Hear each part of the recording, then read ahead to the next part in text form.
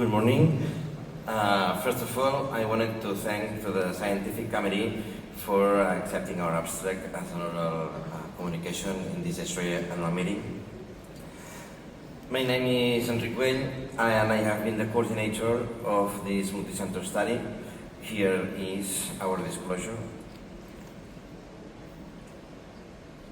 More than a decade after the introduction of time-lapse technology in the IVF lab, there is still controversy and uncertainty regarding the actual benefits of using time-lapse and morphokinetic to improve clinical outcomes. There is also an ongoing debate about how a proper randomized control trial should be designed to evaluate this. Therefore, one of the key questions that we should ask ourselves is how do we actually work with morphokinetics? Are we truly using morphokinetics in a way that leverages all the potential hidden in the data? Some studies report associations between morphokinetic parameters and ploidía, whereas others present conflicting evidence. Artificial intelligence has also entered the field of embryo selection models, particularly those aimed at predicting embryo ploidía, rarely exceeding an AUC of 0.75. Among these, studies based on morphokinetics and machine learning, such as the one by Bamford and colleagues, share a common characteristic. They rely on a limited set of specific morphokinetic parameters. But what if instead of focusing on a few selected parameters, we could explore morphokinetics broadly?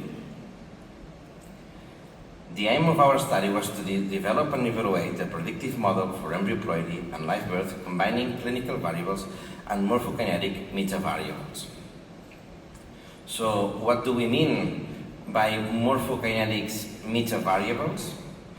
With the aim of providing a broader approach to working with morphokinetic data, we defined meta-variables as summary indicators that count how many individual morphokinetic events fall outside the reference range or threshold, defining a reference population as embryos who led to healthy newborns.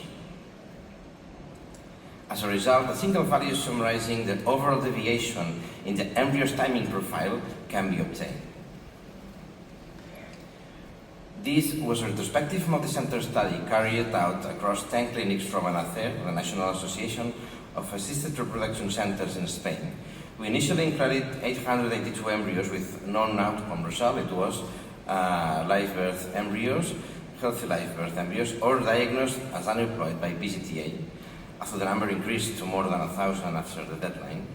For each embryo, we collected clinic and morphokinetic data, which were manually annotated by embryologists at each clinic. Time-lapse system used were Getty and EmbryoScope.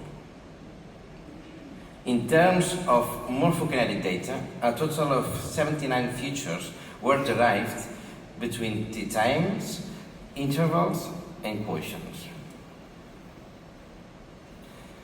With all this information, we were able to compute two meta-variables for each embryo. In order to avoid overfitting, every live birth embryo was excluded from the reference dataset at the time it was analyzed. The first meta-variable was the range meta-variable. Each one of the 79 parameters was evaluated against its reference range. Whenever a parameter was classified as out of range, when it was considered an outlier, it contributed to 1 point on the range meta-variable. Then we tested whether this meta-variable was associated with embryo outcomes. After performing a statistic regression, the result was a significant association. For each additional out-of-range parameter, the odds of the embryo being aneuploid increased by more than 4 times. This suggested that embryos showing more morphokinetic altered patterns may be more likely to be aneuploid. The second meta-variable was based on a still unexplored approach in embryology.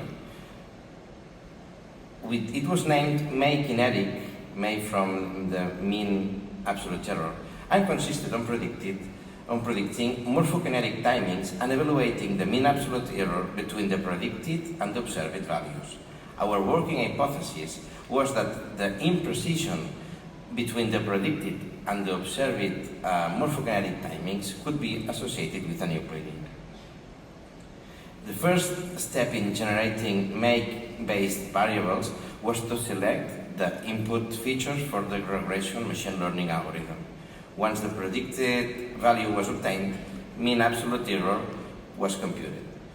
When testing the hypothesis, we observed that the mean absolute error was lower in the embryos resulting in live birth compared to aneuploid embryos. When we explored multiple cutoffs to select the one associated with the highest odds ratio for aneuploidy. This allowed us to stratify embryos into normo-mekinetic and height-mekinetic groups. Significant results were obtained. For instance, embryos deviating more than 3 hours from the predicted time to reach the 5-cell stage were more than 2 times more likely to be aneuploid. And this process was repeated for a total of 12 times. When summing the number of parameters classified as height-mekinetic for each embryo, the odds ratio for aneuploidy was 2.4 per additional high-mekinetic parameter. This means that the higher the number of parameters with superior May, the higher probability of aneuploidy. At this point, it was the time to use these new meta variables to build a classification machine learning algorithm named LivePredict, together with oocyte age and number of oocytes for ESHRE as clinical variables.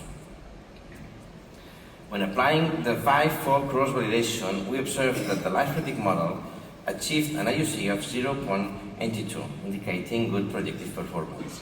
Encouraged by this, we further investigated the mean and the distribution of the LivePredict score, ranking from 0 to 10.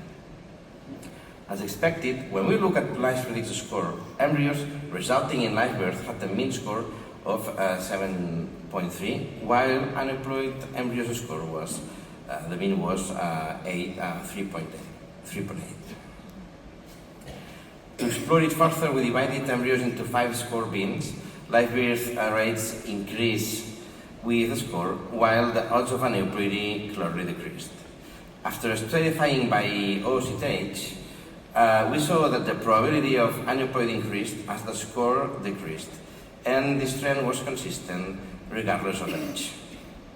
Finally, a point-wise logistic regression to estimate the odds of aneuploidy for each 1 point decrease in the LivePredict score showed that for every 1 point drop in the score, the odds of aneuploidy increased by 61%.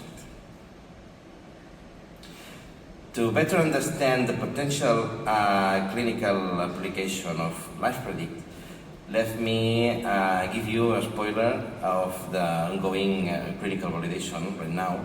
In an external dataset of over 700 embryos, analyzed embryos, when focusing on top-graded blastoses, which usually are the ones who draw our attention, we found that around 35% were diagnosed as aneuploid, regardless of whether they were assessed with Anacer or Gardner grading systems.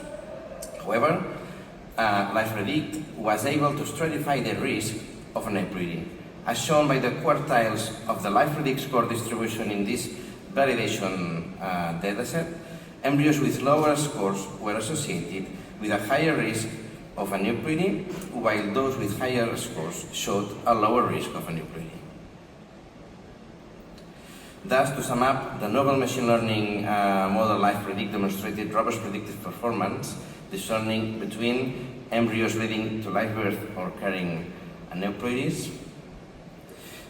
I don't want to finish without thank all the participants in the study and to thank the association Anacer, because without them all that would not be a reality. And of course, thank you all for your attention.